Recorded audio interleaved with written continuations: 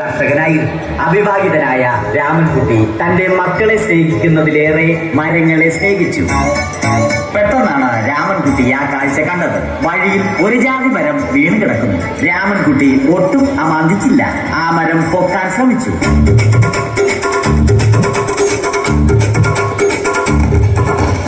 നടക്കുന്നില്ല. പിന്നെയും പൊക്കാൻ ശ്രമിച്ചു.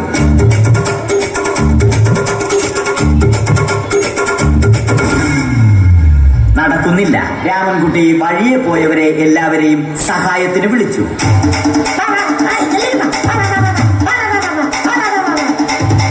ആരും വന്നില്ല.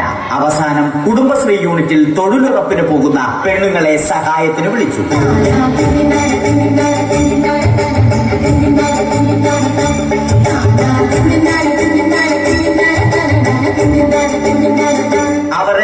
അവർ അവരുടെ സ്ഥിരം പണി തുടങ്ങി. അത് കണ്ട ദേഷ്യം വന്ന രാമൻകുട്ടി മരത്തെ ഒറ്റയ്ക്ക് പിടിച്ചു പോക്കി. അത്ഭുതമെന്ന് പറയട്ടെ, മരം നേരെ നിന്നു. ഇത് കണ്ട തൊഴിലുറപ്പ് പെണ്ണുങ്ങൾ രാമൻകുട്ടിയോട് നോക്കുകൂലി ആവശ്യപ്പെട്ടു.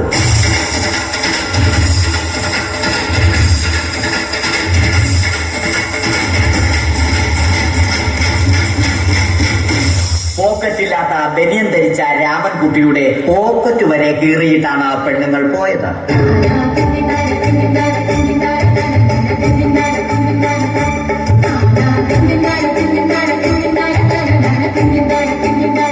രാമൻകുട്ടി പിന്നീട് ഒന്നും ആലോചിച്ചില്ല. മരത്തിന് ഫാക്ടം ബോസ് 2020 സെപ്റ്റംബർ 14 നൽകി. മരം തഴച്ചു വളർന്നു. ഇത് കണ്ട് രാമൻകുട്ടിക്ക് സന്തോഷം വന്നു. സന്തോഷം വന്നാലും ദുഃഖം വന്നാലും രാമൻകുട്ടിക്ക് മരത്തിനു ചുറ്റും ഡാൻസ് കളിക്കുക എന്നുള്ളത് രാമൻകുട്ടിയുടെ മാസ്റ്റർ പീസ് ആയിരുന്നു. ആ മാസ്റ്റർ പീസ് രാമൻകുട്ടി ഇവിടെയും എടുത്തു.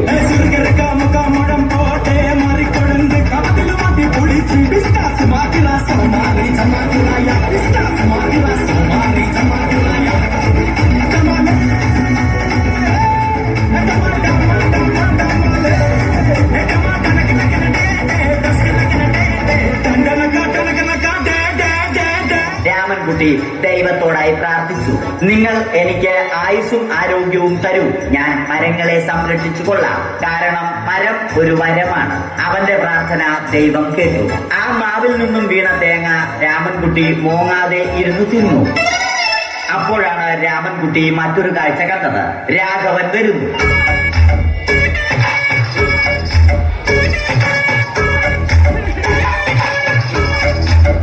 മരം മുറിക്കൽ ഹോബിയാക്കിയ, അതിലുപരി ജോലിയാക്കിയ രാഘവൻ മരങ്ങളുടെ ശത്രുവൻ.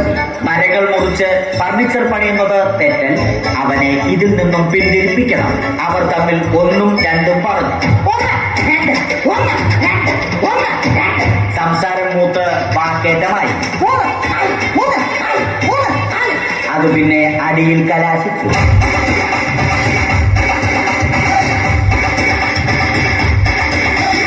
നല്ല മനസ്സിന് ഉടമയായ രാമൻകുട്ടി കംപ്ലീറ്റ് അടിയും വാരിക്കൂട്ടി.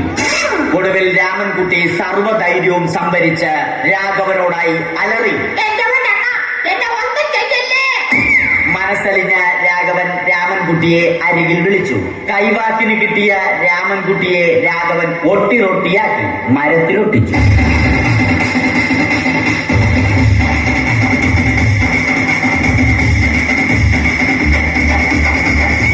ഇന്നത്തെ പണി കഴിഞ്ഞ രാഘവൻ സംതൃപ്തിയോടെ വീട്ടിലേക്ക് മടങ്ങി. തനിക്ക് തല്ല് കിട്ടിയാലും മരത്തെ രക്ഷിക്കാൻ പറ്റിയ സന്തോഷത്താൽ രാമൻകുട്ടി മരത്തെ കെട്ടിപ്പിടിച്ച് പൊട്ടി പൊട്ടി കരഞ്ഞു.